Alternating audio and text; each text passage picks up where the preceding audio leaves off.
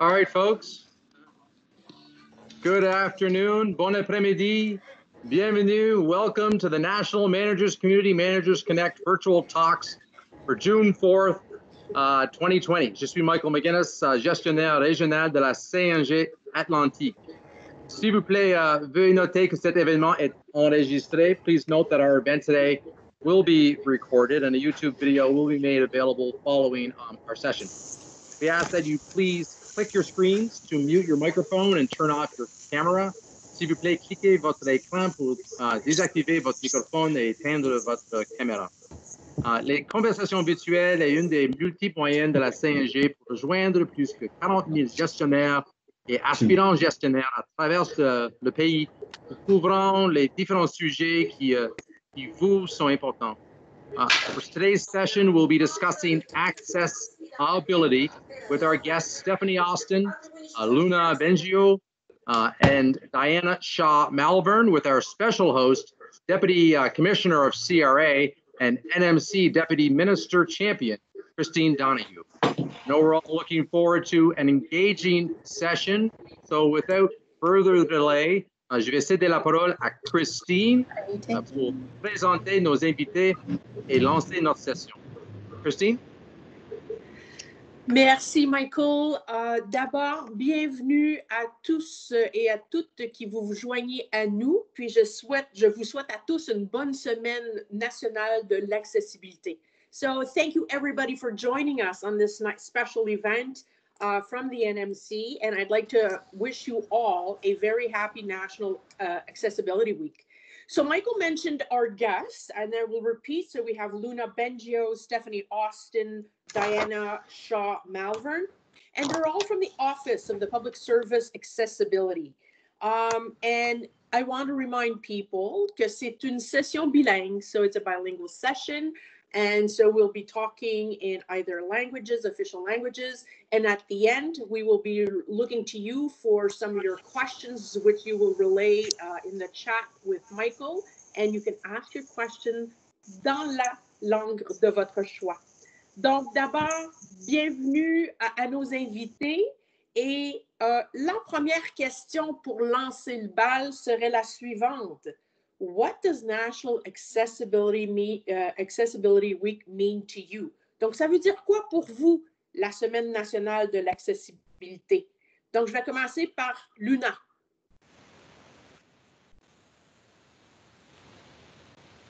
Luna, es-tu en ligne avec nous? Bonjour.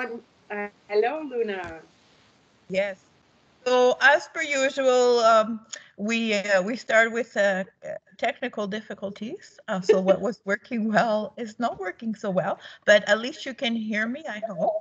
Alors, bonjour. C'est un plaisir énorme d'être ici aujourd'hui. Et la Semaine nationale pour l'accessibilité, c'est une occasion de célébrer toute la contribution des personnes en situation de handicap, mais aussi toute la contribution de tous ceux qui travaillent avec nous pour faire avancer l'accessibilité. Merci. Merci, Luna. Et maintenant, Diana, what does National Public Service Week mean to National Public Service Week? Wow, I'm ahead. National Accessibility Week mean to you? Good morning. For me, National Accessibility Week is a time to celebrate, and we have a lot to celebrate. I'm excited to see the enthusiasm and support that I see at all levels of the public service for a more accessible and inclusive workplace. I celebrate the growing awareness of how different perspectives, abilities, and approaches offer an opportunity for richer relationships, strategies, and solutions. And I celebrate the increasing recognition that workplace accommodation is really about equipping everyone to participate and contribute safely and effectively. We all face barriers of different types for different reasons and at different times, but we have much more in common than we often realize. Thank you. Thanks, Diana. So Stephanie, over to you. Same question. Pour moi aussi, c'est vraiment une semaine pour célébrer la contribution de mes collègues qui vivent avec un handicap. Et puis, c'est aussi une occasion de parler de notre stratégie, Rien sans nous, la stratégie sur l'accessibilité au sein de la fonction publique qu'on a co-créée et qu'on a lancée il y a 1 an. Alors, c'est une belle semaine de célébration puis de sensibilisation, a really nice time to take stock of what we've accomplished and what remains to be done, and you know, just kind of acknowledge one another's efforts and continued passion and commitment to this work. Donc, c'est la raison pour laquelle on a jugé important cette semaine de vous lancer cet épisode de nos discussions virtuelles, parce qu'effectivement, l'idée, c'est d'équiper les gestionnaires et de répondre aux questions pour que vous vous sentiez plus agile à l'égard des questions d'accessibilité. Et puisqu'on parle de ça, justement, Stéphanie, je me tourne à nouveau vers toi, puis je veux te demander qu'est-ce que les gestionnaires devraient savoir et qu'est-ce qu'ils pourraient faire pour éliminer les obstacles à l'accessibilité? Mais merci pour la question. Je pense que les gestionnaires ont tellement un rôle crucial à jouer. Vous êtes chef d'équipe, vous pouvez créer une atmosphère qui est propice à l'inclusion au sein de vos équipes. Vraiment, vous pouvez exercer votre leadership pour créer une atmosphère qui est tout à fait inclusif et welcoming, really, for people wherever they may be in their journey and in their lives. En sachant que le taux de harcèlement et le taux de discrimination est 2 et 3 fois plus élevé parmi les employés vivant avec un handicap, vous pouvez poser des questions pour mieux soutenir vos employés, pour leur demander quels sont les obstacles auxquels ils sont confrontés et qu'est-ce que vous pouvez faire ensemble pour éliminer ces obstacles-là. Vous pouvez leur demander quels sont les outils qui vous sont nécessaires pour faire votre travail. Vous pouvez aussi créer des attentes au sein de vos équipes pour favoriser l'inclusion. Really, we all have an opportunity as managers to set the tone from the top. Alors, si quelqu'un fait un commentaire, même un commentaire qui pourrait être une blague, mais si ce commentaire-là pourrait être perçu comme étant discriminatoire, vous pouvez avoir le courage, vous devez en fait d'avoir le courage de dire que ce n'est pas acceptable. Alors, vous pouvez réorienter la discussion pour vous assurer que personne ne se sente isolé, que personne ne se sente visé ou que personne ne se sente victimisé au bureau, que ce soit en télétravail ou en présence virtuelle ou en présence physique dans un environnement de travail. Alors, rappelez-vous aussi que les handicaps peuvent être visibles, mais il y en a beaucoup aussi qui sont invisibles. Alors, il faut créer ce climat de sécurité, de confiance pour que tous nos employés puissent contribuer pleinement et activement. En plus des handicaps visibles et invisibles, on est tous des êtres humains avec de multiples facteurs d'identité. Alors, you know, it's important to recognize that race, sexual orientation, gender identity, indigeneity can all kind of interact with disability sometimes to create further barriers. And actually, we can all be a part of removing those barriers when we're aware of those barriers and when we can talk about them openly. So I think it's not just during National Accessibility Week that we can do this work together. It's all throughout the year. Alors, vous recrutez aussi des étudiants et d'autres collègues en tant que gestionnaire tout au cours de l'année. Vous pouvez aller voir dans les bassins, il y a 2000 étudiants en situation de handicap qui sont prêts à travailler et puis qui veulent travailler à la fonction publique. Alors, il y a un bassin avec la commission de la fonction publique. Alors, vous pouvez engager ces étudiants-là. Alors, pour en apprendre plus, je vous encourage à lire notre stratégie puis à voir à la fin de la présentation, il va y avoir des liens à notre carrefour d'accessibilité aussi. Alors, vous pouvez en apprendre plus. Mais voilà. Merci beaucoup, Stéphanie. Et une fois qu'on a réduit et éliminé ces obstacles-là, Luna, peux-tu nous dire comment on fait pour maintenir un climat d'inclusivité?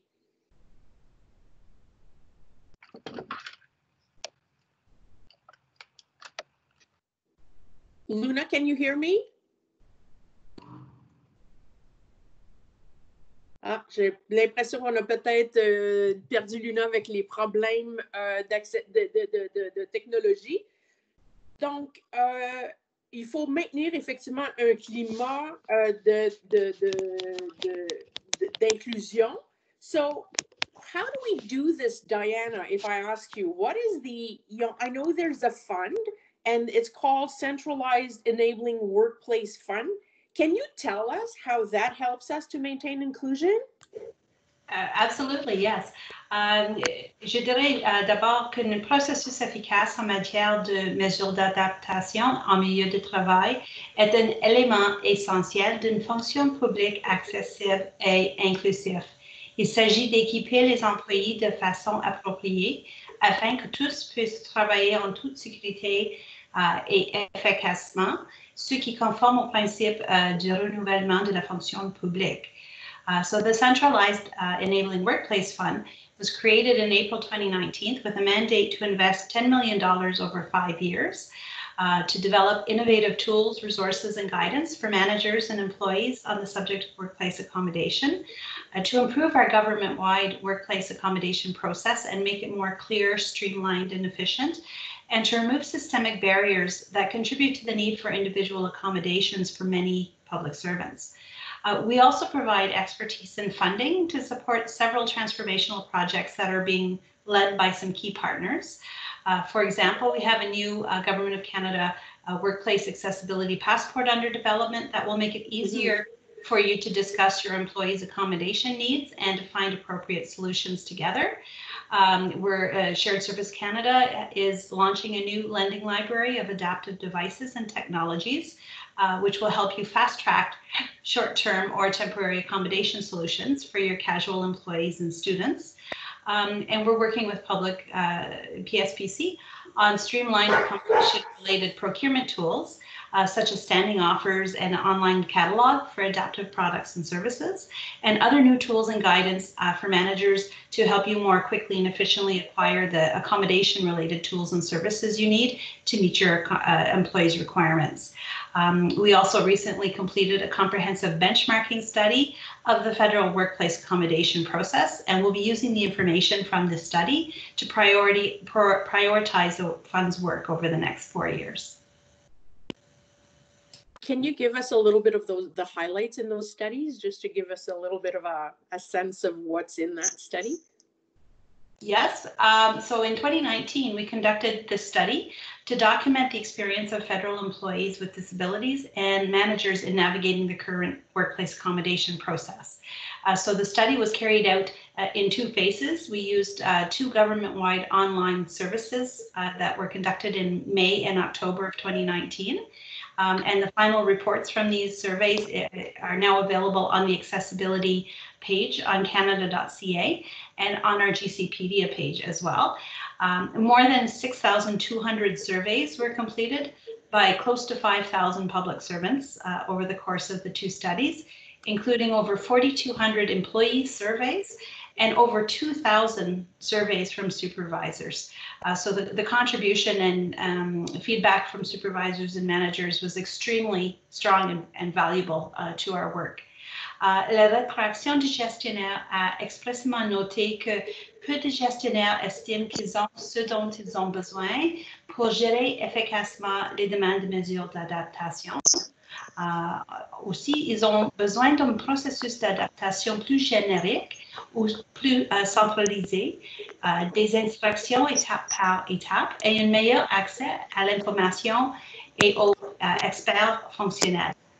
Some other key findings highlighted the need for streamlined and centralized procurement tools to reduce administrative burden for the managers and to speed up implementation of approved accommodations. The study highlighted a need for clarified and streamlined evidence requirements. What type of information and evidence is required to support an accommodation request? And many employees and supervisors said they felt that accommodation should be approved by default in many cases. The study also highlighted that ineffective accommodation appears to contribute to negative outcomes, such as employee departures or early retirements, extended sick leave, or working without an accommodation, which can be unsafe and create further impacts.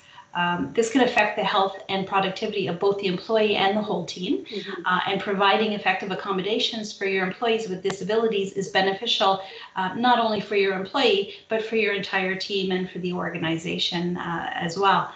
Alors, en tant que gestionnaire, vous jouez un rôle essentiel en veillant à ce que vos employés en situation de handicap soient équipés pour travailler en toute sécurité et efficacement afin qu'ils puissent contribuer à leur plein potentiel.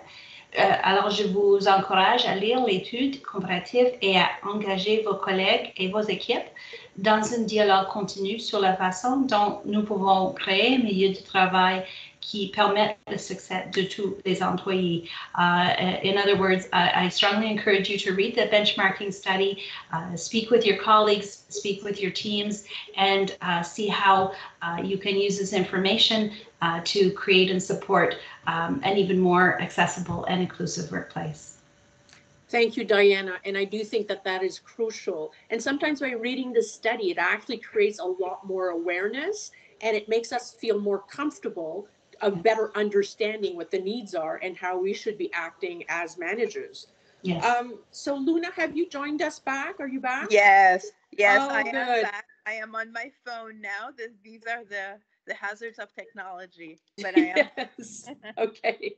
So nice to have you back with us, Luna. So, you know, now that you've joined us, can you tell me a little bit, like for you, what it is to maintain an inclusive workplace, and also talk to us a little bit about, you know, Stephanie was mentioning that there's a pool of students with disability.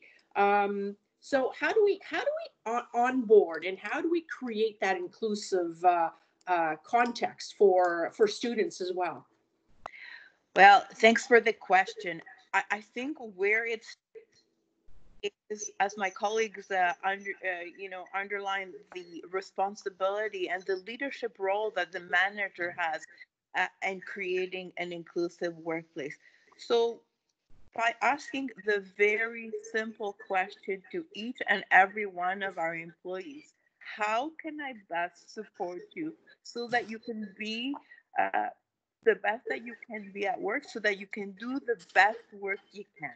So how can I best support you? And by asking that very simple question genuinely and with an open mind, I think that's how you start to create that trust between employees and managers, so that together they can find the right solutions, the right supports, the right measures to ensure that everyone can contribute to the workplace. I think that as managers, we're humans, and we often tend to hire people that think like us or operate like us. I think having that openness, learning about people and how people can work differently, I think will bring that richness to the workplace and to the team that different perspectives and different ways of operating can bring. And in terms of students, I think the challenge with students is really the short time that they're with us, usually for a term, sometimes part-time. And so there isn't a lot of time to onboard them. So being ready for them, thinking about how we can create the kind of workplace that will welcome them. For example, identifying a buddy in the team that's going to support the student. Of course, accessing the services that we talked about, for example, a lending library of adaptive technology that is now launched thanks to funding from the Centralized Enabling Workplace Fund by our colleagues from Shared Services Canada. But like it's about that climate of inclusion by taking some very simple steps. Thank you so much. And I think one of the key messages I would like to leave is that these are not just like good tips. Well, they are, but there are good tips to help us meet an obligation that we have as managers. And because it's an obligation, we should not feel that this is difficult, because as you see, and as our guests have indicated, there are so many resources and expertise where people can provide you the right advice. So the best thing is ask the question, go seek help, be supported as a manager as well. And then I think the buddy system is really, really great to basically, help a person that you're onboarding to find their way through and to basically know where to ask for their accommodations. So on that note, this was like really, really great information. And I thank our guests. And Michael, I think I want to turn it back to you so that we can actually go to see whether or not some of our participants have questions for our guest. Et maintenant, je vais retourner la parole à Michael comme notre modérateur qui va pouvoir voir les questions que vous posez et qu'on puisse les soumettre à nos invités. Michael, back to you. Okay, thank you very much, Christine. Thanks, everybody. I will just ask Luna. Luna, I'm not sure if you were able to get Crystal to join you today. I think Crystal was supposed to join. I don't know if she's in. Okay, so, all right, so I'm Crystal, here. are you there? Oh, I'm here. She is. Yeah. Okay, that's great. So Crystal, we just wanted to ask you one question before we go to the questions from our participants. And as Christine said, if you have any questions, use your chat function. Just simply click on the screen, cliquez sur votre écran. You'll avoir a little icon there, looks like a speaker box. You click on it, and you'll be able to ask a question in our chat room. But Luna and Crystal, we just had a question for you. If I'm a manager who was hired a summer student with a disability, where can I go quickly to get the tools they need to do their job? And before Crystal starts, and she's got lots of important information, I want to really emphasize the work that the Accessibility, Accommodation, and Adaptive Computer Technology program at Shared Services Canada is doing. Crystal is part of that team. I want to give personal thanks and public recognition to the work that they do. They have a lot of resources to offer, so I'll turn it over to Crystal. Thanks very much, Luna. I wanted to let you all know about the Lending Library service. AACT's Fast Tracked Accommodations service can get short-term employees who have a disability, injury, or require workplace accommodations or adjustments set up with the right tools and services for their needs and in their work environment in much less time than through traditional procurement processes. These employees are fast-tracked through AACT's assessment process. First, the employee and their manager meet with our team of experts who also have lived experience. The employee is provided a detailed summary of everything that is covered during that meeting. The employee is then given the opportunity to test out different tools before we ship the equipment that is the best fit right to their place of work as early as the same day. AACT's experts provide guidance to the people in the employee's home department who will support and install the new solution. The Lending Library has procured many of the adaptive tools, hardware, software, and even services that are the most commonly used across the GC. We can lend equipment such as specialized mice, pointing devices for people who don't have the use of their hands, keyboards for use with only one hand, braille displays, pens that record meetings while you take notes, devices that make it easier for people with hearing aids to understand the speaker in a meeting, a variety of controllers and switches that allow people with limited mobility and strength to interact with their computer. And we have a 3D printer that allows us to make less expensive custom devices that are the right size, shape, color, and level of force specific to the individual and the activity being done. We also have a variety of software, such as screen magnification, text-to-speech, dictation, screen tinting, and color changing, predictive text, document readers, and so on. Finally, we can provide access to services like remote cart services, which provides real-time transcripts for live events and meetings, so an individual who is deaf or hard of hearing can read what is being said. These are just a few examples of what is available through the Lending Library. Short-term employees can use these tools at no cost to their department for the entire length of their employment with the Government of Canada. Should the employee become indeterminate at the end of their term, arrangements can be made for the tools to be kept by that employee. The home department simply procures replacement stock for the lending library, avoiding the need to reconfigure tools and eliminating work interruptions. I actually have 2 documents I can share with you today: a background on the lending library's fast-tracked accommodation service for short-term employees, and a guide that contains step-by-step instructions for employees, managers, IT professionals, and duty to accommodate teams, detailing how to access the lending library and AACT's team of experts. You'll find links in the chat window to those documents in English and French. Okay, thanks very much, Crystal. Thank you for that. So now we'll go to the questions in the chat, and they're starting to roll in here now.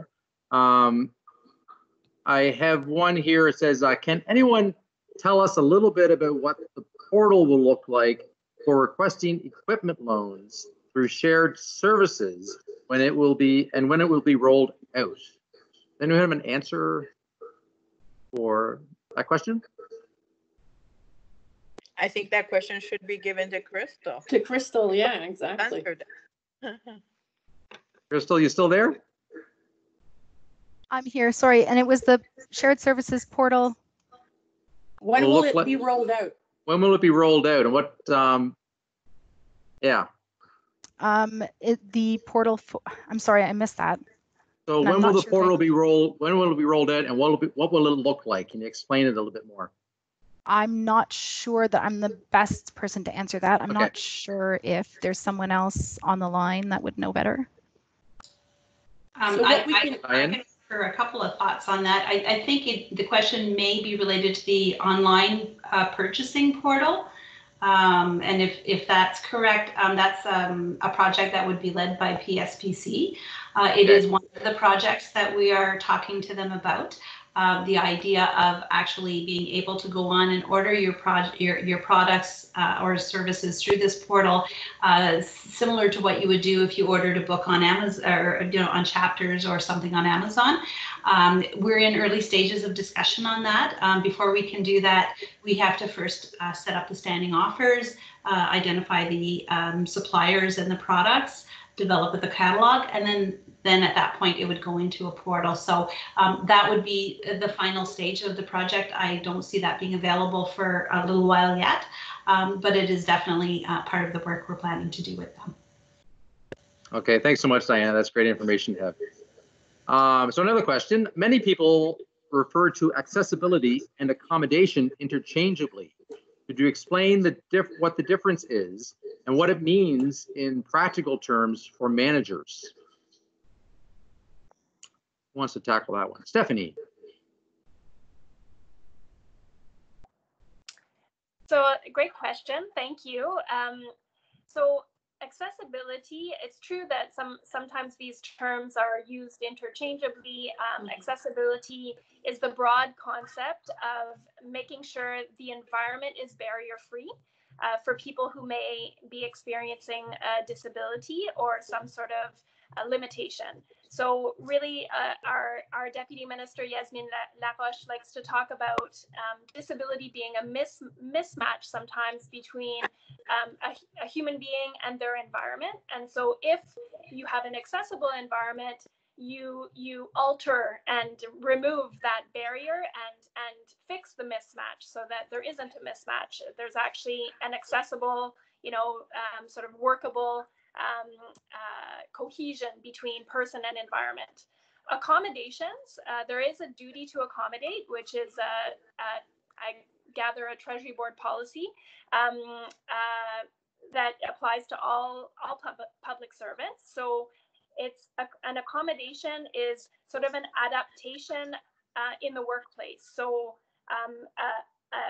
a way to kind of address a barrier that might exist for a person in the workplace. And the accommodation is kind of like a tool, or like, for example, an ergonomic chair is an accommodation. I need to use an ergonomic chair. And I learned during the COVID pandemic that when I spent 5 weeks not using my ergonomic chair, it gave my body quite a few problems. So that's a workplace accommodation. I need that in order to engage in my office work. And so I hope that answers your question.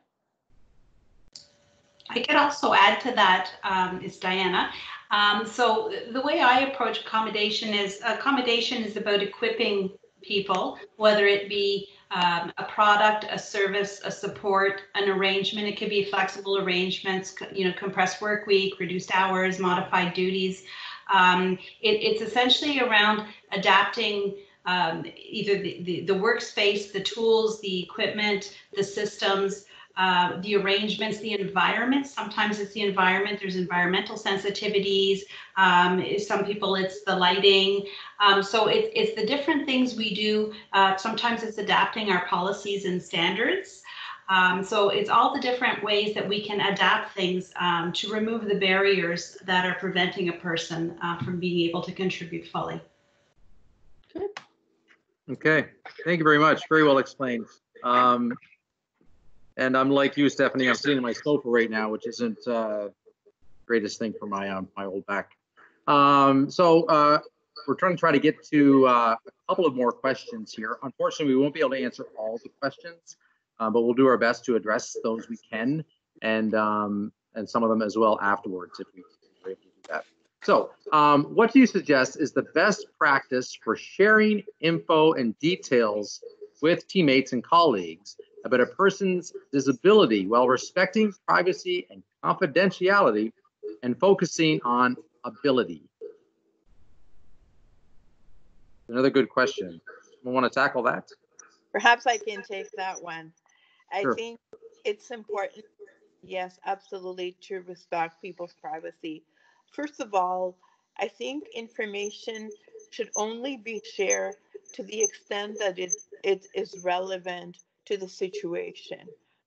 For example, if you're going to be sharing information about an individual's interaction with the workplace and you want to explain to their teammates, or you want, for example, we are going to have card services available to ensure that everyone can hear and contribute to the meeting.